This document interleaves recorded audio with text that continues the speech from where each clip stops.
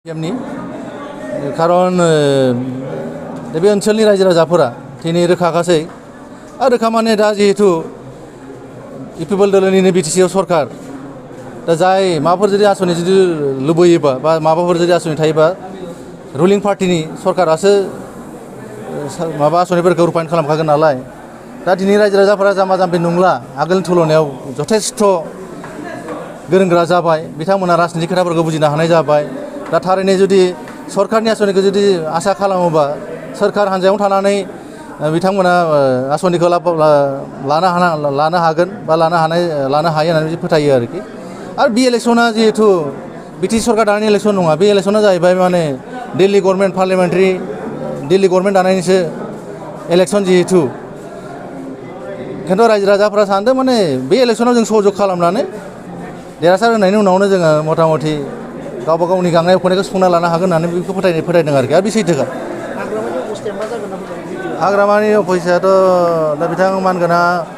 हाग्रामा महिलारिनि अबस्थाया बारा मोजां नङा होननानै आं फोथायो खारन आंबो बिथांनिनो सासे रौनियामोन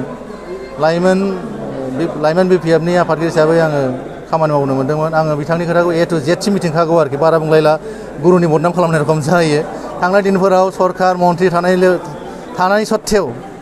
मोननै इलेक्सनखौ देरहानो हायाखिसै होनबालाय दिनै एलायन्सबो गैया सरकारबो गैया मन्थ्रि गैया बबे हिसाब खिथाबजोंलाय देरहानांगौ जाखो बेथ' नंखाय खोथा आरोखि बाखिरामा आंनि खेथ्रआव बारा सुट खालामाखै नामा बाखियाथ' बिथांना बेसेबां कौटि बाखि दं बिथाङासो मिथिगोन जाय हक